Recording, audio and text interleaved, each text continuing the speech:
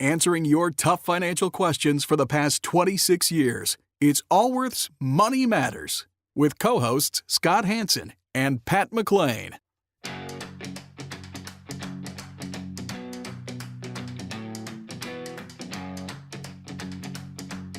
Would you like an opinion on a financial matter you're dealing with? Whether it's about retirement, investments, taxes, or 401ks, Scott Hanson and Pat McClain would like to help you by answering your call. To join Allworth's Money Matters, call now at 833-99-WORTH. That's 833-99-WORTH. Welcome to Allworth's Money Matters. I'm Scott Hanson. I'm Pat McClain. Glad you are with us today as we talk about financial matters. This program exists to help people like yourself make wise choices with their finances. And both myself and my co-host here, Pat, both financial advisors, certified financial planner, chartered financial consultant.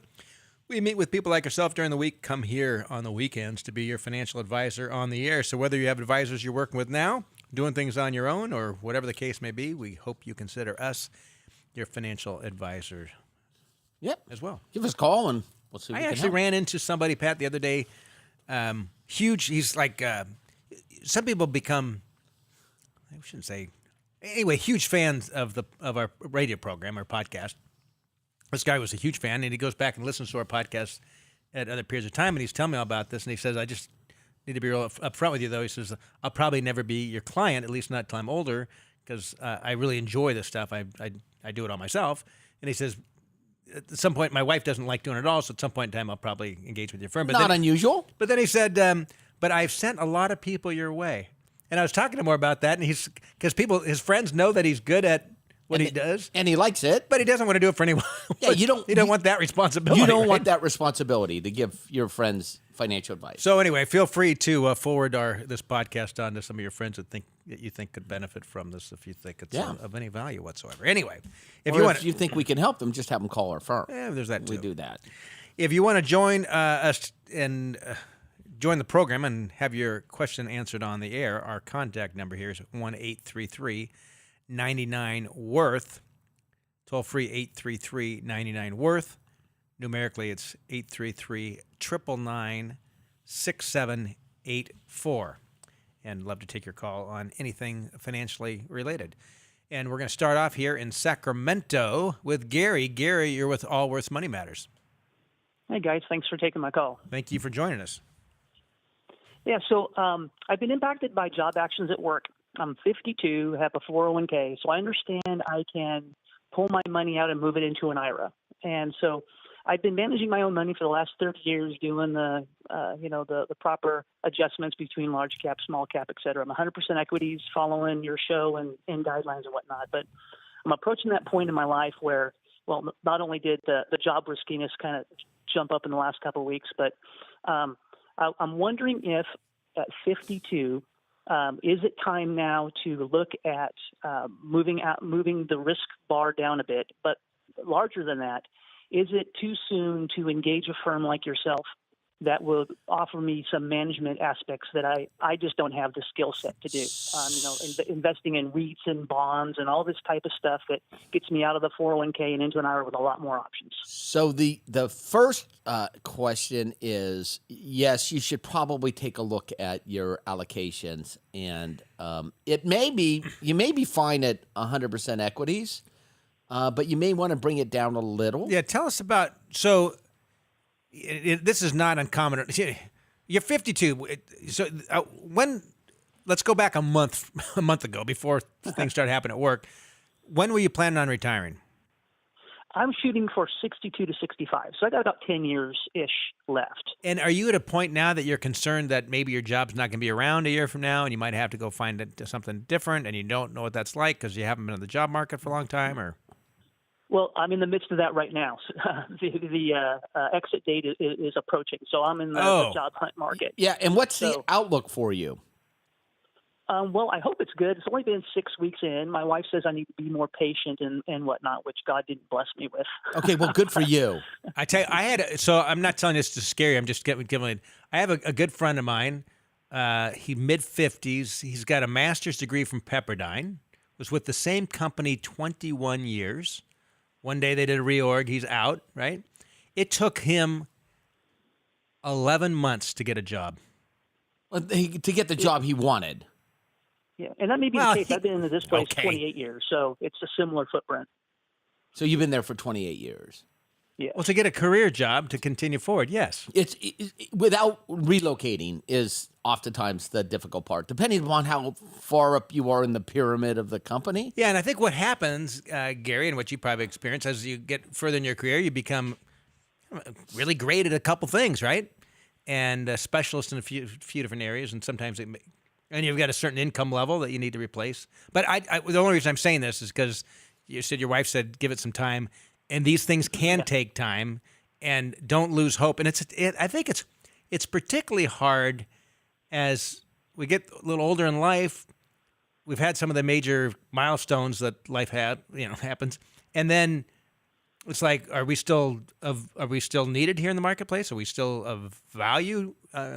Right, and all those emotions start kind of going through our head, and then we start second questioning, and maybe I need to start taking money from my retirement account now at 52. So maybe I'm overly aggressive, and it all kind of happens at the same time.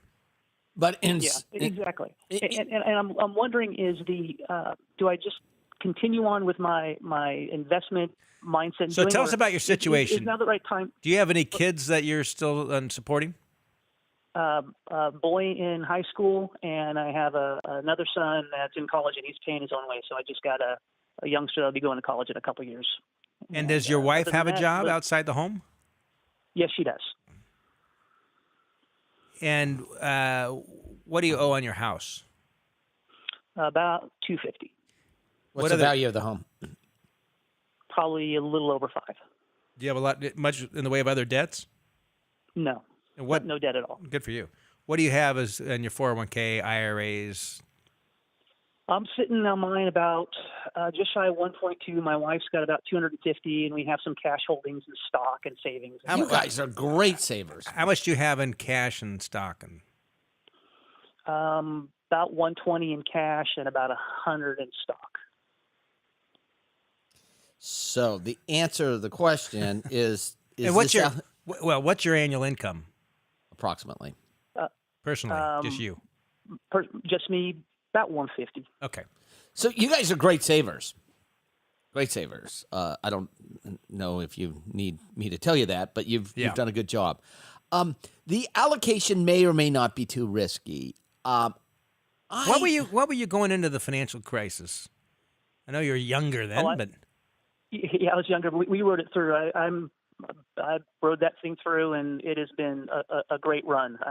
But getting closer to that 62 age, there become some realities where you have to be strategic in your thoughts and not as bold as you were when you were 35. So the question we're having, this is I can't speak for Scott. The question I'm asking myself is this a reaction to what happened in your job life, which isn't unusual, and frankly, there are times when there's events in life that causes us to have a kind of a different risk profile than what at other times we're saying, I have so many uncertainties in my life now that I want a little more certainty with my investments. So I think lowering the and if you came into our office, we would actually bring you through a risk analysis, a program that would help us understand what that is today, right? It may not be the same. Your risk could be different 2 years from now as it was 2 years ago. But even if you're looking, so let's say you plan on full retirement 10 years out, you're not going to spend your entire 401k at 62. You're just going to take some income on it. But Scott, he's such a great saver, and he's going to continue to save for another 10 years. To move this portfolio to 80 or 85 or 90% stocks is not a big deal, down from 100% in equities. So the answer to the question is, I would agree. If you trim some of the equity exposure off by 10 or 15%, I don't think that you would be hurting yourself over the long term. And we are pretty deep into a bull market. And do you think there's any value in funds that I don't readily have access to, like REITs and all that I would move this into? Oh, absolutely. A realm where you manage for me and give me a far more broad diversification of. Absolutely. One of the reasons that people actually use IRAs versus the 401k is because of that. If you were over age 55, our answer might be a little bit different between the ages of 55 and 59 and a half. maybe a little bit different. So if you came in to visit with our firm, or I would say any good financial planning firm, Independent fiduciary firm. they're going to, the good ones will want to do a financial plan on you. And the questions you would ask is, can I retire in 10 years? And what will it look like? That, and I also think, what is your income need right now? Because you've been at 150, and Maybe you could live at 100 and still Yeah, get we've to run your some numbers. objective. We can live on my wife's salary. It'll be tight, but we can. No. we can make that work. So What I'm meaning is, and maybe you'll find the job, the perfect job you just absolutely love, and it pays you $150 a year. Maybe, but when I'm just thinking, what if there's some job that you absolutely love? Like this would be a great job, but it only pays me $110. I've been making $150. I don't want to take that big of a step back. This is where some financial planning might be helpful for you, because we've seen a lot of times, Gary, and you may have loved your job you're in, you're not, but we've seen a lot of people, they've kind of in this grind. They're like, I'm going to retire in 7 years. I'm counting down the years. I'm like, why? Well, I don't like what I'm doing, or what? And through some planning and whatnot, they went and found other careers, sometimes not at the same pay level, but it's so much, they enjoy it so much more. They're saying, I'm fine working another year or two. What I'm questioning is, you might already have enough in retirement savings now that if you project out another 10 years from now without much in additional savings, you might still be fine. What's your retirement look like? So that's what you're going to get out of a good financial advisor, as well as the asset management of how those dollars are being allocated and how quickly they're being watched, or closely they're being watched. So I have one question on the fee structure. Mm-hmm. The fees that you charge, whether it's 0.9 or 1.1% or whatever, is that inclusive of the fees that are charged normally when you look at the fee costs within a particular fund? No. Or is that on top of? it's on top of. Okay. So, but the fees, a good depending, advisor is going to use very low cost funds. yeah, the fees are going to be pretty low cost. Basis points. And if you look at pricing, in terms of pricing, I can only speak for ourselves. We're about middle of the road in terms of pricing. We're not either on the high side, we're not on the low side, but But talk to a couple of advisors. I think it would be spend the time. particularly now that you've got some once your job's over and you've got some time. Yeah, there's no hurry to roll that 401k into an IRA either. So Okay. none at All right, all. very good. All right, appreciate the call. Yeah, good luck to Gary. And Matt, we've got I don't know if it's a guy, some sort of tutorial on our it's website. The emergency. Jasmine, what is it? Our What's it producer's called? in the studio here. She doesn't remember either. But because we have a emergency guide to retirement And it on our is- website. It's a little booklet, Here's- pamphlet. If it was 1970, it'd be a pamphlet. We're not quite sure what it is, but it's It's the emergency. It's a guide. Yeah, it's a to right kinda in help it- through it. right in its own name. And Pat, you made mention of age 55. There's a provision in the tax code that says if you separate service the year you're reaching age 55, you can draw money from that retirement plan. You don't have to be age 59 and a half. So sometimes we see people, and this is not that uncommon. I had a conversation with someone within the last week, planning on working a few more years, suddenly get this job reorg, and wow, suddenly I'm 57 and I was planning on working until I'm 63, and now I don't know what the heck's going to go on. It might make sense to leave some money in that 401k so you can have because it's liquid. But if you roll it into an IRA it's locked up. after age Technically, prior, you can get at it if you would start the series of payment that you can't change for but 5 prior to years. age 59 and a half, it's locked up. So between the ages of 55 and 59 and a half, if you have money in an employer plan, with the exception of a deferred compensation plan, it may make sense, a 457, it may make sense for you to keep some, if not all of the money in that plan. Yes. And if you have an advisor that doesn't actually explain that to you, or if you had ample cash on the outside, then you may decide to. So, one of the things we talk about often is getting yourself in a position so that work is an option and not an obligation. I think, look, when you're starting to approach retirement, and a lot of times people don't deal with the stuff because I can always deal with it tomorrow. But if you're within, say, 3 to 5 years of retirement, I'd say meet with a financial advisor to go through this process. You never know what's going to happen with your job or your health All we know is studies show about 50% of us go into retirement earlier than we had planned. Yeah, for excuse me, employer changes, health, your health, the health of a spouse or parent, Yeah. or Loved one. child, even. Yeah, it's quite common. So, all right, we're going to continue with some calls. 1-833-99-WORTH is the number to join Scott Hansen and Pat McClain of Allworth's Money Matters. It's 1-833-99-WORTH. We are in Rockland, California with Scott. Scott, you're with Allworth's Money Matters. Hello, how you doing? Great. Thank you very much for taking my call. I love your show. I've been listening forever, and Thank you. appreciate you getting me in. Wish you guys were still doing 2 hours, but I understand for personal reasons it's probably nicer doing one. We haven't done 2-hour radio program in several years. We had what? We had a year where we did 3 hours, and Which is like an hour past the... I don't know how guys or gals do a radio show some do it every day for 3 hours. I don't know how they do it. But. Yeah, so that's like 2 hours past my attention span, but what can we do for you? Well, I enjoy you guys. I Thank listen to you on podcasts when I don't get you on Saturdays. And, Review us, please. I will. I'll make sure I get Thank on you. and do the 5-star review. What'd you say the other week? You had 3 or 4 reviews total. I'll bump you up by 20%, maybe. Yeah. We're actually not allowed because of our industry. We cannot ask for positive reviews. We can't. Yeah, we can't say like us on Facebook. Yeah. We could say connect Yeah. with or something. We can't say like us. But Isn't that funny? But so if you go on there and do a review, Or give us a bad. Just give us an honest review. you don't want a bad review, Scott. Why would you say that? He just said he loved us. He's not going to give us a but bad he's review. more than him or listening to this show. Oh, please don't give us a bad review. Thank you. All right, what can we do for you, Scott? Please, actually, no. Well, actually, here, let me say it. Anybody listening, please don't give them a bad review. They're awesome. Thank you.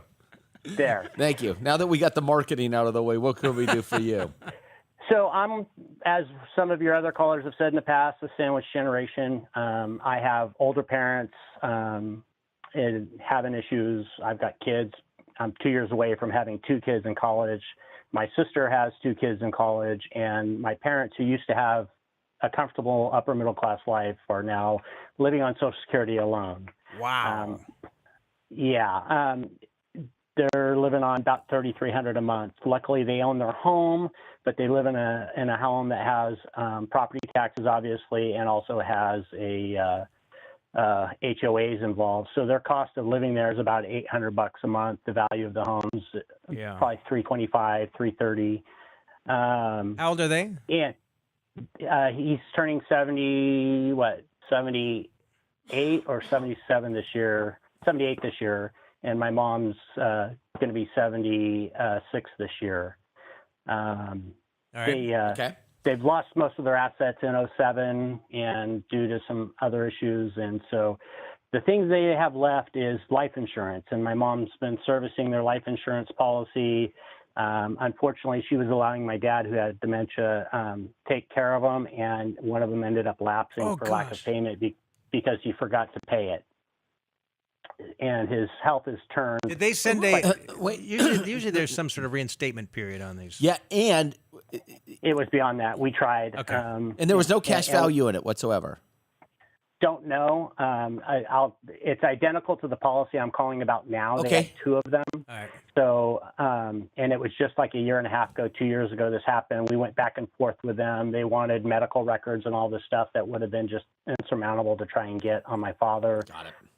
California doesn't provide for a reinstatement due to medical. What's the What's the question on the existing life insurance policy? Okay, so he's had this policy since April of '85. It is they call it a what kind of policy? I'm sorry, I just had it. It's by Voya companies. Universal Relistar. Life or Whole Life? Probably or- Universal Life. It's called. They've got a. I just had it. Sorry. How much is the death benefit on it? It's $100,000. It's a Designer Life Plus, is what they're calling And it. is there? Ooh, designer. I like that. Yeah, exactly. Is there any And the cash plus. value in it? There's a loan for $14,400, so the payoff is $85,000. they sent her a letter apparently in 2016 saying that the cost of insurance was going up and that she needed to pay more, and she didn't. She continued to pay the amount she was used to paying. Yep. There is currently an accumulated value in it of about $15,000. Let me get to that page. Beginning accumulated value, and 14,963 is the ending accumulated value, but then there's also the loan for 14,480. Let me just get some. And a net, Let me get some and a clarity net here. cash. Go ahead. Go ahead. Is your major question here today is how are we going to help our parents? Getting deep Yeah, in the so weeds. they've sent her a bill for the arrearages on the payments of about almost $1,400. You don't really have to pay interest on that. and the interest of $676. So we've got to come up with a little over $2,000 to keep it current. And, So you've got I'm thinking you've got a couple options in front of you. All right, here's with this life insurance. You could do a couple different things. One is you can keep this thing going until the day your father passes away. Okay, it'll be $100,000 there, and then it's like, let's figure out how we're going to do this. Two, you can sell this policy. Someone would buy it from you. It would be. You would actually get some. Oh yeah, you get some cash. You for get it. some cash for this. And what happens is the person that buys the policy then becomes the beneficiary and the owner of the policy, and they're responsible for paying off the loan and making the premium payments to keep it in force. They get their return when your father passes away. But this is the viaticals I've heard you talk about in the past. Yeah. Well, we say don't invest in these life settlement companies or viatical companies. That doesn't mean there isn't a market to sell into. And if you got a good policy to find someone to buy it from you. So that's. But tell us about yourself. Can you afford to make the premium payments on this? So my sister and I have gone through her bills, and we've actually lowered some bills that she's paying and made it possible for her to be able to make up the difference. When you say her, you mean your sister or your mother? My mother. She's got enough. She's got enough to make. Is your dad ill? He's got dementia. He's got dementia, and he's barely ambulatory. Okay. And so don't sell the policy. Don't sell the policy. Do everything you can to keep the policy in force. Do not let this thing lapse. Yes. And you can ask the company to do it. What do they call it? Enforce ledger. I could call it midstream, but there's a different name for it. They did just recalculate it out, and they said that $515 a month will make it current and cover everything, I guess, or something like that. I haven't seen that document yet. But you might be able to pay less and still keep the policy alive. You might want to just figure out what's the absolute bare minimum that we can pay to keep this policy in force. Yeah. Well, at the very least, I think we're going to have to pay the $2,000 is what I'm getting. Okay, so that they can walk you through that. The point being is, even if you had to lower your contributions to your company 401k, or your sister did, do not let this thing lapse. No. Right? Okay. Don't let this thing lapse at all. Okay. And that we've been looking at this all along as my mom's retirement because my dad's been in poor health for a long time, and this was always kind of like, when he leaves, this is how he's going to take care of her. And they already lost the one that was identical to this. And have you considered a reverse mortgage on this home? Thank you, Scott. That's where I was going to go with it next. It's been mentioned. It's been discussed. We're trying to hold off on doing any of that because there's no long-term care. There's no other assets in place, and so we're trying to hold on to the one remaining asset she has and preserve it as long as possible because we don't know what's going to happen with him. We don't know if he's going to have an issue where if you and your sister can help out with some of the cash flow needs over the next year or two, I would probably do that. If it would be a financial burden for you or your sister I might do a reverse mortgage now. Okay. Yep. Well, yeah. And it doesn't mean you're giving up. Just think of it like a loan on the house. Think of it like a home equity loan. And you get instructions so you have a line of credit to draw against, so you don't have to pull it all out. And that you just don't, instead of making the interest payments, the interest just accrues on itself. So over time, the loan gets larger, but presumably the value of the home will get larger over time. So whatever equity is there, it's still your mom's equity, and she eventually passes away. If there's still equity there, it goes to the kids. So it can really. And there's just you and your sister, correct? Correct. Okay. and our spouses, which we have to negotiate with as Oh, well. them. Yeah, I get that. Oh, those people. I understand. Yeah. Listen, I understand. I come from a family of 5 children, and we took care of my between siblings and then spouses of trying to just figure out who's going to. who's Yeah, gonna. it's not easy. Yeah. So So a reverse mortgage, fixes that. it would fix that. Well, as a student of the Hanson McLean School of Finance, I generally accept that as a reasonable last ditch kind of Thank effort. you. But Thank you. Good enough. Good enough. My sister and my spouse may be on different pages with that, so I'll have to work that. Well, that's why. Yep. So. Yeah. And it's by the way, Scott, it's Allworth is now the Oh, the no, new no longer brand Hanson for McLean. Hanson But anyway, good luck to you. Thanks for the call, Yeah, Scott. do everything you can to keep that policy in force 100%, and talk to the insurance company and figure out what is the minimum that we can pay, even if order- it's going to go up year by year. You're fine with that. You don't need to have it level to the time he's scheduled to pass on mortality wise. What's the very minimum to keep the thing in force for the next year? All right, we're going to take a quick break. Stick around for more Allworth's Money Matters.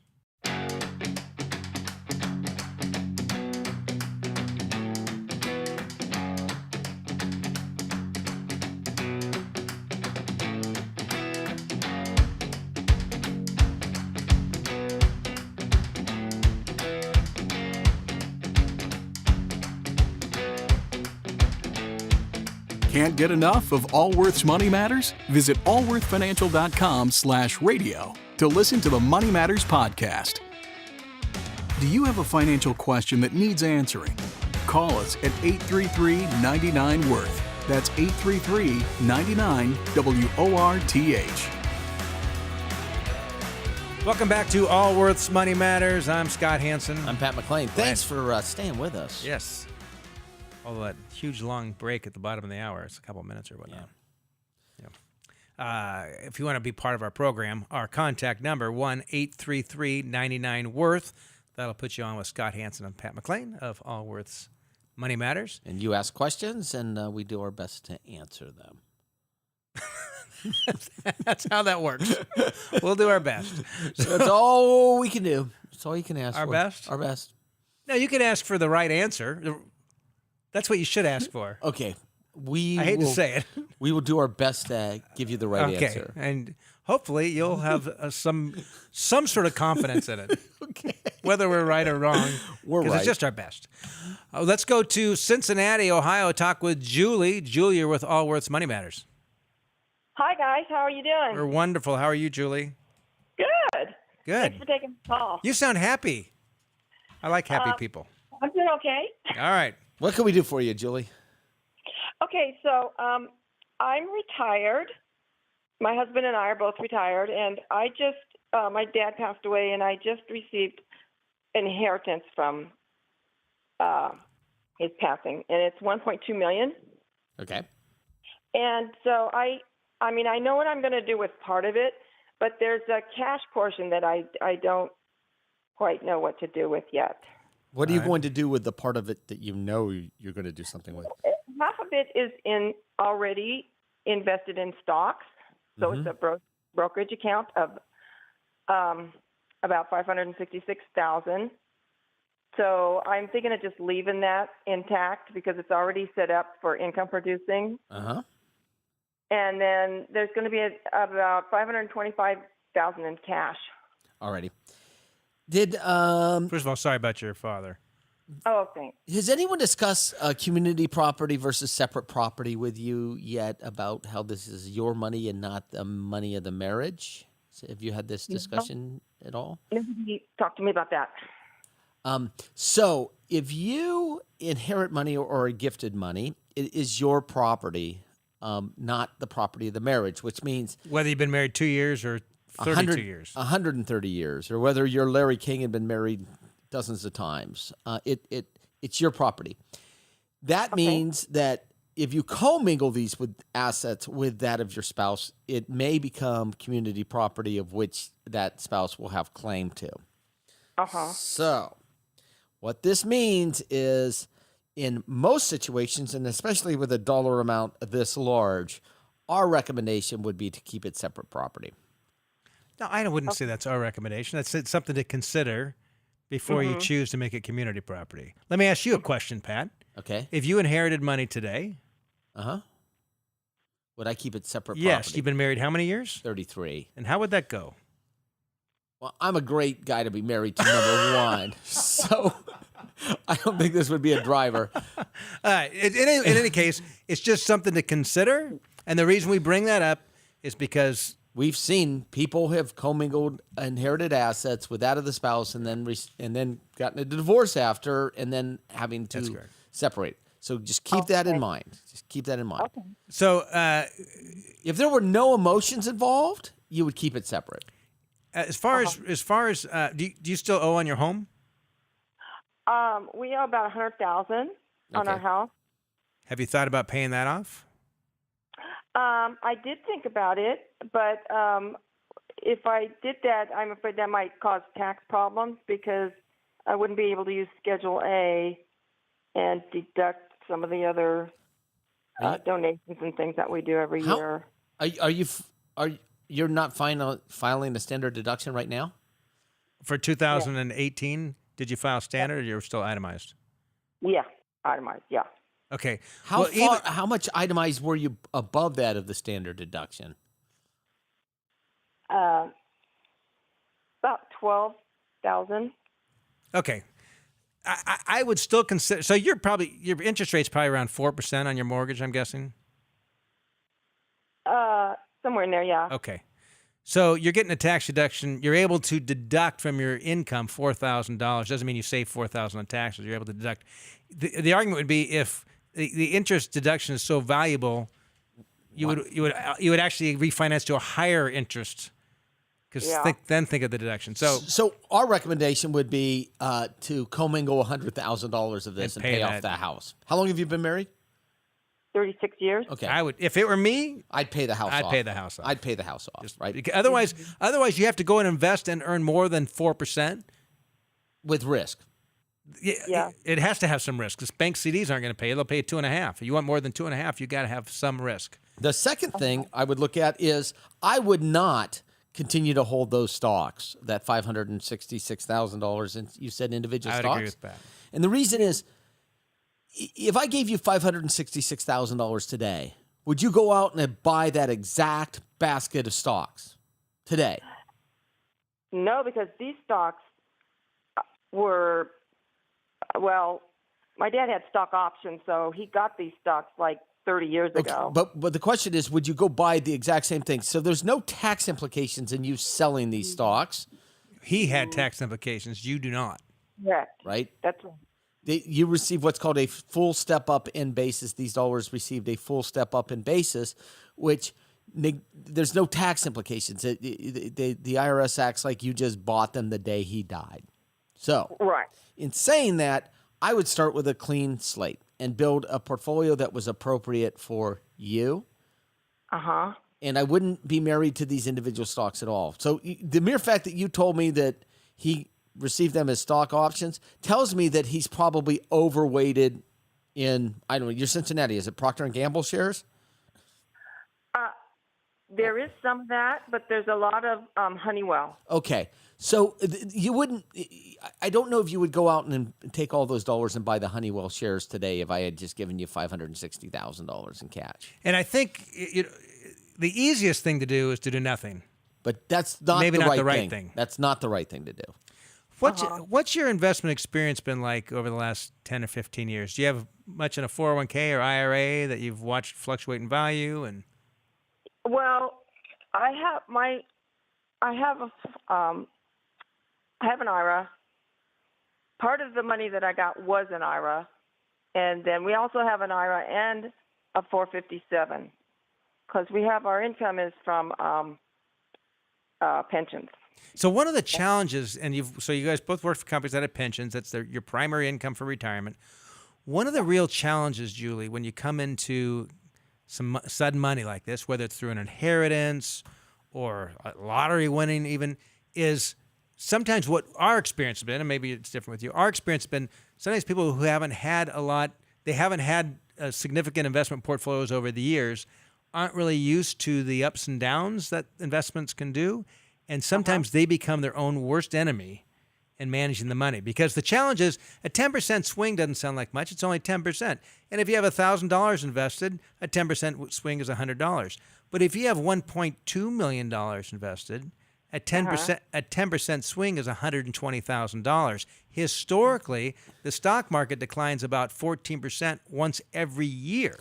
And what people have a tendency to do is if their portfolio is down by $120,000, they equate it in their minds to how long they would have had to work in order to earn those dollars. Or they view it like as a permanent loss, like this decline is a permanent loss. And the only thing that makes it a permanent loss is if you liquidate it on the downside. Otherwise, it is just a cost of investing, which is called market volatility. Now, in saying that, if you had a pretty good experience investing over the last 20 to 30 years, it won't bother you as much. If you've had little investment experience, it would bother you a considerable amount. So in a portfolio like this, I don't know quite what the answer is, but I would probably venture to guess that the portfolio should probably be 50% stocks and 50% bonds and cash. And I'd start from scratch and I would sell everything in there and I would buy the most tax efficient portfolio I could possibly buy. And I think, Julie, we'd recommend go talk to 2 or 3 independent fee-based advisors and have them they'll all offer a free consultation. Talk to them. See what the process is like as they talk to you, and what kind of recommendations they would make. And the ones that come up with it, that start talking about the investments right off the bat, you should, I've got this great thing here. Here's this phenomenal fund. Don't walk away from those guys. Run away. And if you find an advisor that doesn't recommend paying off the house, don't use them. Or doesn't even bring it up. Yeah, don't use them, because. You know, there's a conflict. Every advisor has a conflict with their client, which is the more the money the client invests with the advisor, the more money they make. Right. But what I think is important is someone needs a good advisor is going to try to understand what it is that Julie wants with these dollars, and you may or may not quite know yet either. Right. I have ideas, but I do want some of it to be income producing. Easy enough. Okay. Easy enough. But I think it's come back to how much additional income would you like personally for your family? Do you want some of these dollars to go to your kids or grandkids in the future? Do you want them to go to a charity? What are you looking for? And when you eventually pass away, so these are all the questions that we need answers for. Once we go through all that, then portfolio recommendations are appropriate. Okay. Right? So if you go talk to a couple of advisors in the Cincinnati area, and the one that wants to help you with some financial planning to be able to figure out some answers to these questions, that's the advisor you're going to want to lean towards. And then you want to make sure that it's a fee-based advisor, one that's not compensated by selling you a product, but one that's compensation is more aligned with your success. Okay. And so you recommend investing the cash also? Oh, yeah, the whole thing. Well, I mean, it's all going to be cash. It's all going to be cash. I mean, it needs to get invested somewhere, but without. I mean, really, the important thing is there's $1.2 million that you have today that you did not have. What's the purpose? What's the purpose? What good can Julie do with these dollars, either for herself or her family, and her kids, her charities that she's concerned about? So here's one of the things that you did not say how old you were. But how old are you, approximately? 64. Okay, so 64. Here's what we do know is relatively young. Is that you're going to have required minimum distributions in 7 years, and you may want to actually use those dollars to go to charity. You might want to take some appreciated stock and use those dollars to go to charity. Now, you said earlier that you had some charitable inclinations. You should build that into the financial plan as well. Yep. And once you go through that process, there's no rush on this stuff. Yeah, no hurry. Yeah. There's no it's not like, I mean, it's in as long as it's in an interest-bearing account, no rush on it. You want to make the right decision, and really that's going to come with the proper kind of planning and answering some of these questions, like what is the purpose of these dollars? Now, not what I'm going to invest it in. What are the purpose of these dollars? What do we want to accomplish in the rest of our lives and when we pass on? Yeah, because we don't know what we're going to need in the future.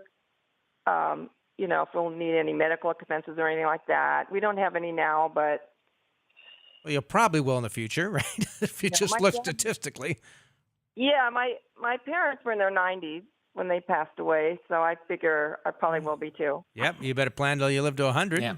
and maybe Yeah. earmark some of these dollars for future medical expenses. That's Exactly. One thing you say, you know what? How much might that cost? Let's take a chunk of these dollars. We're going to have a certain account.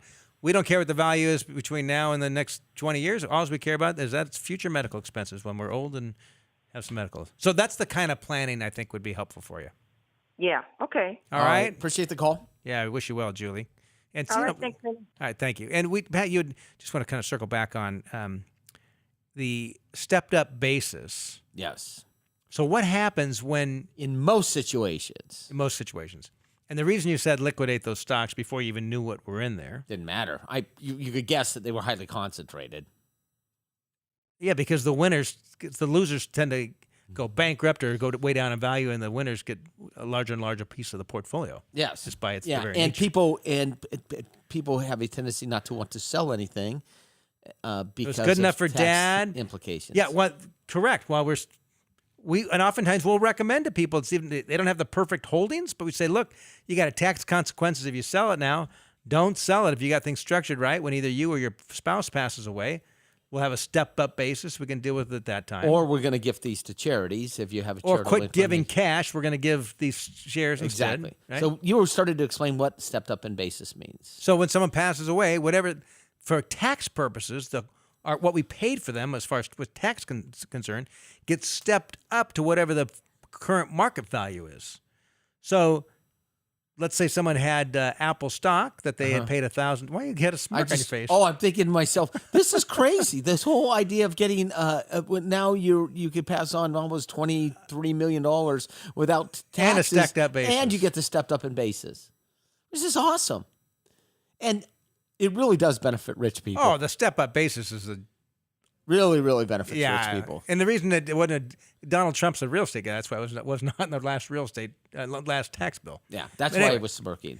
Because they use this a lot. But the step-up basis, like what it is, it gives you an opportunity when you inherit some assets to completely reposition the portfolio. Start from without new. tax consequences. Start from new. And So- people have a tendency to think, well, my dad or my mom had this portfolio and they were in love with it. I remember a client was in before the financial, like year and a half before the financial crisis, inherited some money from a parent. 3 stocks, all banking stocks. And wouldn't liquidate? No, it's good enough for mom. No, I'm fine with these. Then the financial crisis hit. Yeah. The worst performers, he owned the worst performing stocks, Yep. banking stocks. He could have been diversified amongst a bunch of different things. What are you going to do? What are you going to do? Anyway, You're a financial advisor, Scott, not a financial dictator. You can only tell them what you think they should do. I have. Pat's kind of joking because I had someone tell me that Years 20-some ago. years ago, and I said, I don't think you're actually the best kind of client for our firm. So, good luck to you there, sir. I'm just trying to help here. So whatever. Yeah. If you don't appreciate it, that's Yeah, fine. Whatever. that's There's good. somebody else out there that'll be happy to work with us. All right. 1-833-99-WORTH is the number to be part of the program. If you'd like to join us, have a question for us. Numerically, it's 833-999-6784. We're in Wisconsin talking to Teresa. Hello. We're not talking millions of dollars like your last caller. I have a son who's in the Marines. He's 20 years old. And I had heard about compound interest and talked him into starting to put away $2,000 a year, which he just completed his first year. So he only has about $2,500 in a savings account right now. But he also has $1,000 in another savings account plus some cash in his checking account. My question is he wants to buy a used car. He's going to be stationed down in San Diego for 3 more years, and Uber is costly, plus it's not always available for him, so he wanted to get a car. And the question is, does he use the money that he was going to be using for investing, Yes. or does he take a loan? He's probably going to need to do both. Well, depending what kind of used car he buys. He Well, might be no, able to. he's been sending me pictures, and he's being wise. He's looking like at between a $4,000 and a $10,000 vehicle. My son spent $1,400 on a car that runs. Actually, Pat, so they do exist. Does he Yeah. still own it? Yes, and has not broken down on him either. What yet. kind of car was it, Scott? It's a Honda Odyssey van. It's 22 years old with 4 million miles on it or something. Was he going to a Grateful Dead concert in the thing? Maybe no, so. No. Oh, we're talking about bought Scott's a son. Subaru. I bought a Subaru for $1,200 3 years ago, and it's still There we running go. just So fine. here's the concept on this. If he, and as a young man, if he gets in the discipline of paying cash for automobiles and any other depreciating asset, whether it's automobiles, clothing, he needs a suit for a wedding, whatever, if he gets used to paying cash rather than borrowing, Great discipline. it's a great financial discipline. Secondary, if he were to borrow money on a car that cost $4,000, the interest rate would be extremely high due to the fact that what he is pledging for collateral is a car that costs $4,000. Yes. And people that buy $4,000 cars have a greater probability of not paying them off than people that buy $40,000 cars. I mean, he could go and get a new Camaro. Yes. Mhm. But You that know what I would be- mean? that He would- could go and put. But don't mention that to him. So he wants to pay cash. I mean, that would not be good for him. He wants- and he's got some of his servicemen are driving new Camaros or whatever. Uh-huh. Yes. I don't know what Yeah. young men like. Camaros? Probably Camaros. Yes, he wants to pay cash. And then what he wants to do, if you want to actually get in a discipline of saving, come out of his checkbook every month, $100, $1,500, have it go to a That's what Roth, he's been doing. 1,500. $150 every month. Have it come right out of his checkbook, $150, and have it go to, write this down, a Roth IRA. And he wants to hold the Roth IRA at Vanguard, and he wants to buy the total market. That's what he wants to do. And he wants to do it on a monthly basis, so it comes out, so he develops the discipline of doing it over time. And Scott, do you have anything to add to that? No, there's probably some minimum start though, with any of these fund companies. Some minimum might be $1,000 minimum. Okay. Well, that's what he wants to do. Okay, so take 100 what he's been setting aside for investing now and his emergency fund and purchase a car with that. Yes. Or buy a $1,200 Subaru Yeah. like you did. Yeah. Yeah. Tell him don't. Okay. He's wasting money on a fancy car, $4,000. You can get one for $1,200. He's trying to look good. This kid's going to be single forever. Well, I have requested a recording of this podcast. So we Okay. can I got to listen tell to you, it. this is very responsible of him. It really is, Teresa. Yeah, because it is. Because what happens oftentimes, young people, credit's easy to come by now. He's in the service. There's companies that'll line up because they know that they're good credit. They'll give it. He could be getting a new car, all kinds of stuff. And the next thing you know, he can have all kinds of debt that he's enslaved to. Mm-hmm. Mm-hmm. Enslaved to, because that's what it feels like. If every month if you've got creditors calling you nonstop, it's not a good place to be. And that a lot of young people get that, and a lot of people never get out of that. They're still in that at 25, 30, 35, 40. Their income's now up, but yet they're still used to having this big lifestyle. Their cars just get bigger and fancier, and and we see them. They come in here at 60 years old wondering if they can retire. And we have to break the bad news. So your son is he's developing great discipline. So $150 a month Roth IRA Vanguard total market. And then when he finishes his service at San Diego, if he wants to enjoy a less expensive standard of living, he should move back to Wisconsin. Yes, agreed. All right. Live with mom. Yeah. Actually, live with you. I appreciate the call. I appreciate it. Thanks, Teresa. Move back to Wisconsin. Well, San Diego's phenomenally expensive to live. Well, the weather's about the same too. Wisconsin, it's San Diego. It's almost- almost the same. it's almost identical. Wouldn't really notice any difference. Flip flops, no problem. Shorts and flip flops. But we had a business colleague years ago. Remember Pat down in San Diego? And whenever there's a meeting, he would always show up and Flip-flops. Shorts and flip-flops. It wouldn't matter what the meeting was. Yeah. Because I guess that's how he lived in San Diego. Shorts Yeah. and flip-flops. Yeah, Charlie. It's good if you can get it. There is and it looks like this is probably going to become into law. Normally we don't talk about tax bills until they become law because, No one knows. I mean, yeah, anytime there's a bill. But there is a bipartisan bill that passed the House Ways and Means Committee unanimously. And who says and- there's division in Washington?